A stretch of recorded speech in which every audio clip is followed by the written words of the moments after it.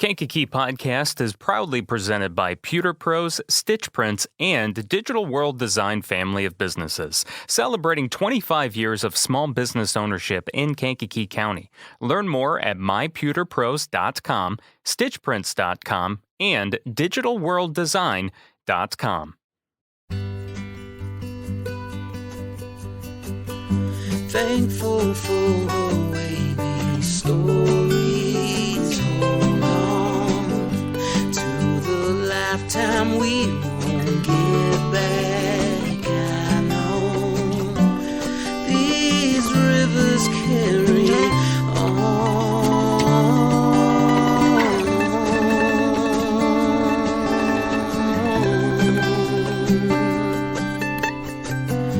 People tend to stick to you after time.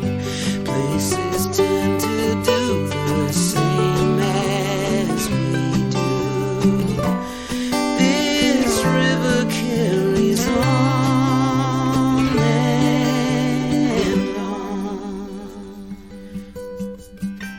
Hello, and welcome to Kankakee Podcast, where we talk about the people and places of Kankakee County. I'm Shake Lamore, and this is a special bonus episode that I was not planning on releasing, but after being at this meeting last night, I thought, maybe this is something I should release onto the podcast, because I found it to be very good information. So last night I was covering a violence prevention informational meeting for Milner Media. I work part-time in their news department for the Valley and River Country, and their news director, Rob West, asked me to go out to this City of Kankakee Violence Prevention informational meeting that happened at the train depot last night.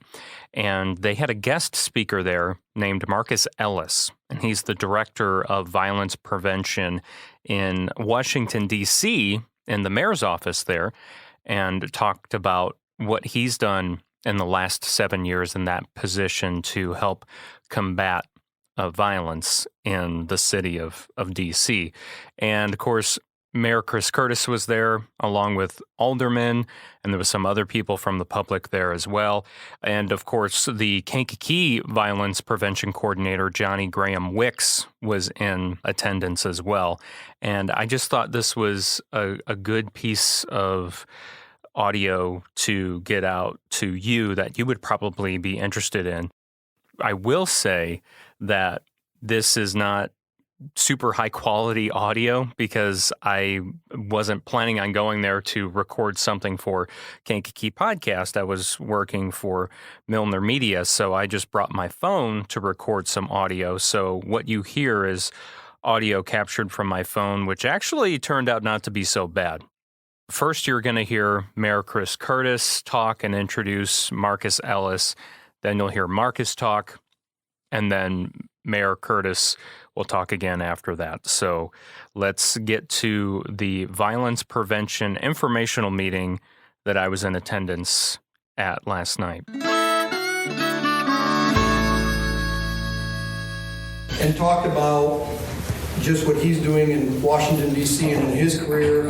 And the best part of it was we had a lot of open questions for about 30 minutes that allowed the public to really talk about different things and get some very candid answers from Mr. Ellison. So it was a very good meeting. It was one of those meetings where you get on to 1 o'clock, start at 11:30, and we needed more time. We could probably talk for 2 more hours. But what I wanted to do tonight was get people from the public, and in particular, I wanted to get our aldermen here as much as possible and some of our department heads, because we're doing some things that was started under Mayor Wells Armstrong with Cities United, and then kind of COVID hit, and it really couldn't take off like it needed to. And one of the initiatives is when a lot of people said this is something we need to continue forward, and so we're continuing that forward.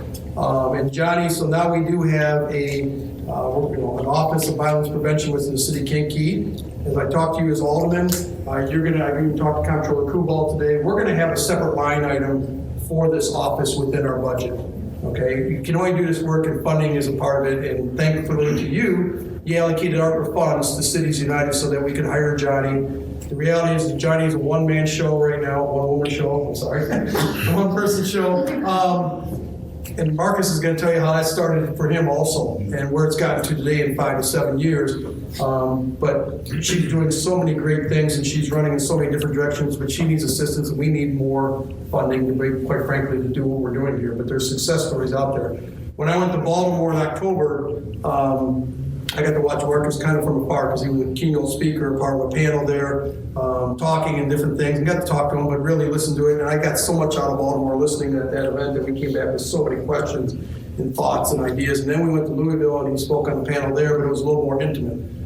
If you don't know, the city of Kankakee was invited to be part of Cities United's Roadmap Academy. We're one of nine cities across America that were invited. We're the smallest city. We're a 25,000 person community. There's people like they're from Seattle, Greensboro. You've got I can keep going. Minneapolis, Savannah, Houston, Mount Vernon. These are large cities. These are cities with 500,000 people, 120,000 people. So it feels a little weird when you hear about they've got $23 million allocated in Kansas City towards what they're trying to do there. I heard that number, I'm like, oh God, budget's on, whatever. But then I started looking at it and I even did this morning with Mario. I sat there and said, okay, what's 23 million divided by 500,000? It came out to like $46 a person. So then you took it times 25,000. That's like 1.1 million in Kankakee and stuff. I guess I'm like, okay, those are numbers I can live with. But it made me think. But every time we go, there's twofold here. Okay, thanks to you as council members here, we've allocated a lot of money to our public safety. Both fire and police, and a lot of other things, and we put the camera systems in. We've allocated additional resources. We got community policing officers dedicated for that. And thanks to you, that is working. But as I talked about this morning, that's not the ultimate heal. That's if you've got, and he'll talk about, but if you got a cold, you got diagnosed everything here. But if you've got a illness, you get that initial thing that takes care of bringing down the fever. You're still not over your sickness, but at least you got your fever down from 103 down to 101. And that's what we're kind of doing from a public safety perspective now, but we got to solve the long-term problem, the illness itself. And that's going to take 5 to 7 years or longer. And so that's what Johnny's been working on. But maybe to see a generation change, I call it. We're talking about young men here who are anywhere from 12 to 24 years old. If you're 12 to 19, 7 years, that's a whole different mentality and a state of mind and everything else that you're going from there. But what I wanted to do is let Mr. Ellis talk a little bit to you today, and we can keep it very intimate, but I wanted you to be able to talk to him one-on-one. If you've got a question you don't want to ask maybe publicly, we're going to ask him about it, because this guy's got a lot of resources and answers. He's actually going through a job shift right now. So he's worked for the last 7 years? Yeah. 7 years. He's been 23 years in government, but the last 7 years, he's been the director for the Office of Violence Prevention within to the mayor's office in the Washington, D.C. So he started this from the ground. He's got a new venture he's going to take on officially Monday. Yeah. He was a well sought out person that everybody wanted him to stay within the government entity, but a lot of people wanted. So he's experienced the hardships. He knows what works, what doesn't work.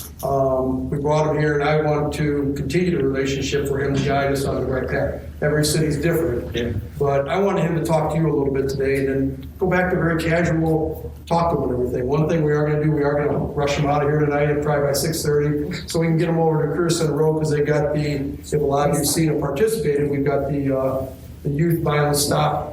The Commander Austin works with Rhonda Curry and everybody. We want him to see that and see what we're doing in the community here. And so I'm not going to talk more. You don't need to hear me. You guys hear me too often. But Marcus Ellis from Washington, D.C., he was phenomenal today in talking. I talked to him this morning and said, this is our leaders, our council.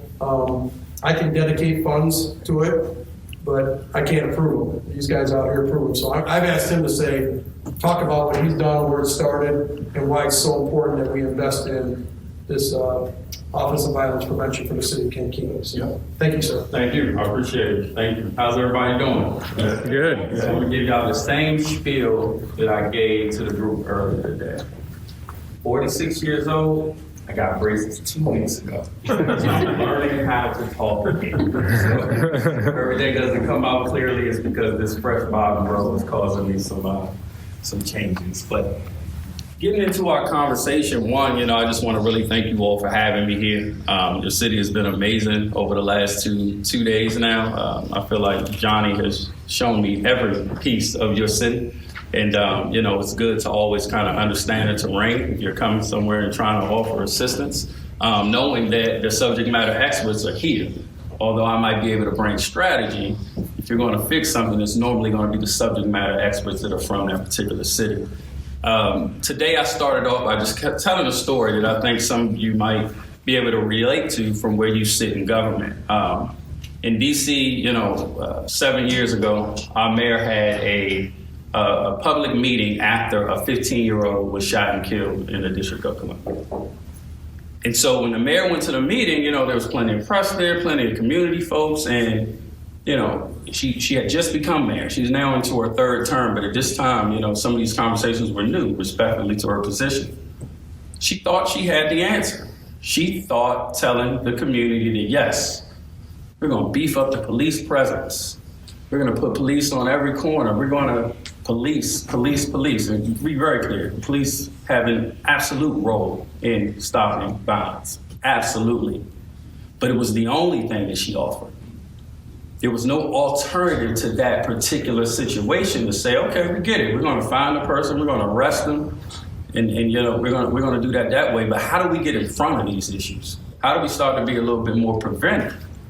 And I feel bad in that moment because at the time we were just starting the office, even starting the conversations around the office. And we didn't really equip our mayor at the time to be able to answer in a different way with an and a both, which is really what it would take in order to stop some of the things that we're seeing happening at that time in DC. And so immediately we kind of went back to the drawing board and we said, you know what, we need to make sure that we are clear and that our mayor has something that she can articulate that makes sense. And before we can do any of that, we got to get the right folks at the table. We got to get community and government at the table to kind of start putting together what this plan is going to look like. Then we said we had to do something that I am extremely excited about seeing the product of here in your city. We need to look at our assets and see what exactly do we have to combat this crime in this way, right? We're asking folks to put that gun down and change the way you're living your life. But then I had to ask, well, what are we putting in that other hand based on the way that they had already been moving within society? So we did something we call asset mapping. We looked at every asset in the District of Columbia that was for this at-risk population. One of the things that's been so exciting about being here is that you all have a tremendous amount of assets. But just like and I'm saying this as a fellow, for another couple of days, government guy, oftentimes our assets and what we do is in a siloed approach. And so they're not talking to each other. I had an opportunity of speaking with our chief yesterday. And part of what he said is, and this is one of the huge wins in coming to your city, is that I'm looking for resources. I'm looking for alternatives. I'm looking for other options for those that are becoming in contact with the law. But there's so many of them. Or I found out about something after the fact, right? A part of this asset mapping is being able to look at our whole universe and figure out which way we need to go. As we fast forward through that process, another thing that I shared with the group today is that then we had to get folks at the table that were solution-oriented and willing to look at solving violent crime in a different way. Remember, and it's always twofold. We've got our law enforcement approach, and I can tell you right now from my years of doing this work, a lot of times, when law enforcement is called to a particular incident, it's almost unfair that they are trained and developed to handle that situation in one way. Where is the other resource that's supposed to come in and assist with this, right? They're serving and they're protecting. But if we got some folks that are trained up in a different facet to address this work, now we can attack it in more than one way. And so this stuff took time. I made a joke today that, when we started this, and this was 2 years before the office started, there was me, and then it was me and an intern. And that was the office, right? So I can relate to the hard work I see going on here every day because it's a job that requires a lot of time. It's no banker's hours. You're working on Saturdays, Sundays because crime doesn't stop, right? So you're always actively involved. Once we got to the point, and this is the part that really should kind of ring through this room, is that our instance was a little bit different. We had to get our mayor on board with we're moving in this direction. You guys have a mayor that awesomely believes that there's more than one way to do the work. Our council was ready to move forward. We had to get we had to do some work to get the council and the mayor on the same page because we had legislation written, it hadn't been approved, and it hadn't been funded yet. The one thing that I knew, in order for us to get these funds, in order for us to move this thing forward, you had to have a plan. Because I think that a lot of times in this work, we move from a place of passion and emotion, and we need to do something else. Without a written plan, a model on how we want to get that done, it's going to be hard for people to want to invest in something like that. And so that's a lot of the work that, we do with Cities United. A lot of the conversations we're having is really about evaluating, using data-driven approaches, figuring out where is crime taking place, who's committing the crime, who is actively involved, because the same thing we just said, before you can diagnose and solve anything, you got to know what you're trying to cure, right? I made the joke earlier, sometimes I might take Tylenol, but it was my allergies. I should have been taking a leave. I diagnosed it with the wrong thing, and now I'm still sneezing, you know what I mean? So we kind of got to look at this from that type of approach. So I look forward to, really having future conversations with you all around this particular topic. I always say this as I go from city to city having this talk, is that you have to be fair to the fact that some folks have only worked to stop violent crime one way. And that's not, you can't judge by that. You got to be fair to that. And if you're not willing to educate and teach and kind of explore, and with those folks who might not necessarily see things from your lens, you're not really being fair to the process. And so that's a lot of what this work is about. I am super hopeful for this particular community because it just seems like you have, I met with, 50 plus people in that room today. It all seem to get it. They just want to get it together so that we can start moving things forward. And so with that, because I will keep talking and now we're going over time again. And I just have some Coca-Cola, so I'm a little energized. So I just want to say, thank you again for having me. I'm open to any, conversations, and I'll be around. And I appreciate you all. So thanks.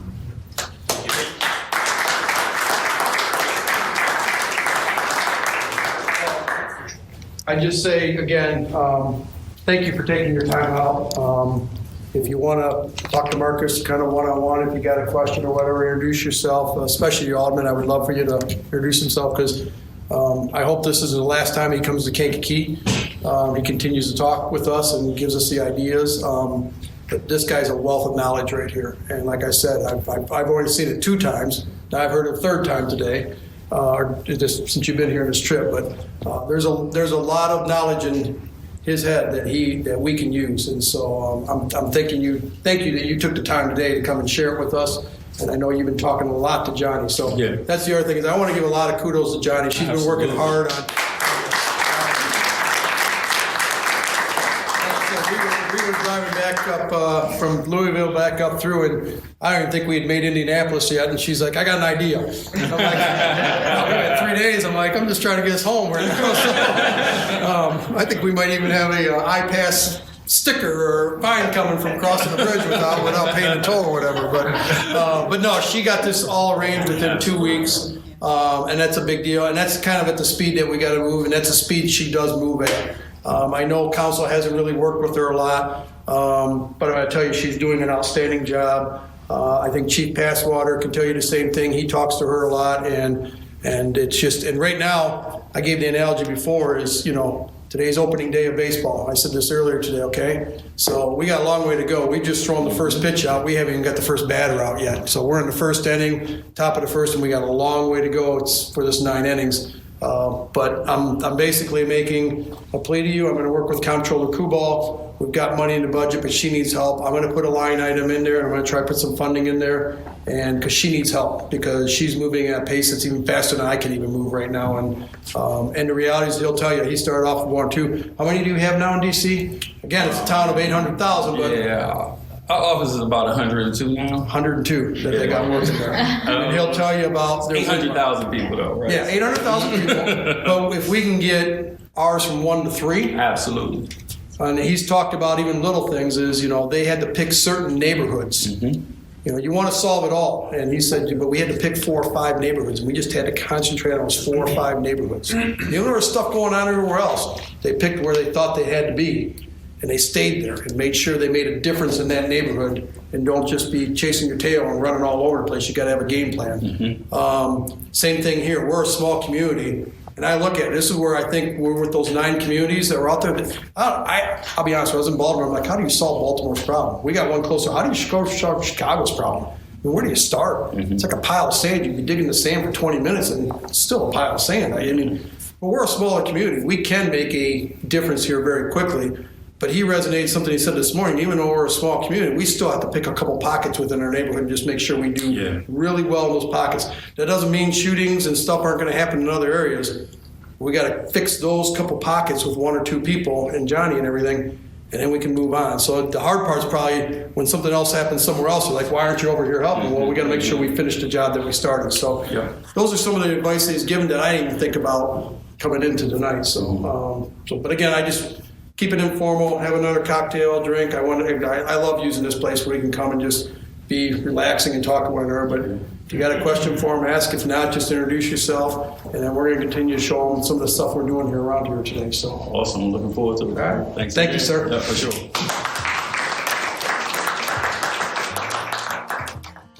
Again, audio from a City of Kankakee violence prevention meeting that I attended last night at the train depot. I thought there was some good takeaways just from that short informational meeting, because violence in the City of Kankakee is always a topic on the podcast, and I thought it was informative to kind of learn what the city is trying to do to combat those violence, aside from kind of like what the mayor said and even what Marcus said. It's a twofold process. It's not just beefing up police presence in the city, but it's also other initiatives as well, looking at all the different resources and seeing how we can connect all of them and make everyone aware that they exist. So I just thought it was something that you would enjoy hearing and something that everyone should hear. And also just so you can ask more questions.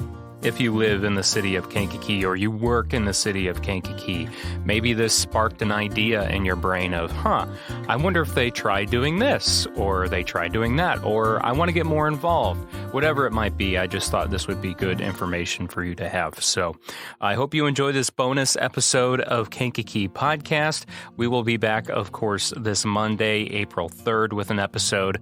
Thank you for all of your love and support, and specifically, of course, to our title sponsors, Digital World Design, Pewter Pros, and Stitch Prince and Bradley, celebrating 25 years of small business ownership here in Kankakee County. You can learn more at mypewterpros.com, stitchprince.com, and digitalworlddesign.com. Our theme song was written and performed by Lupe Carroll and recorded by Daniel Bishop. This river carries on.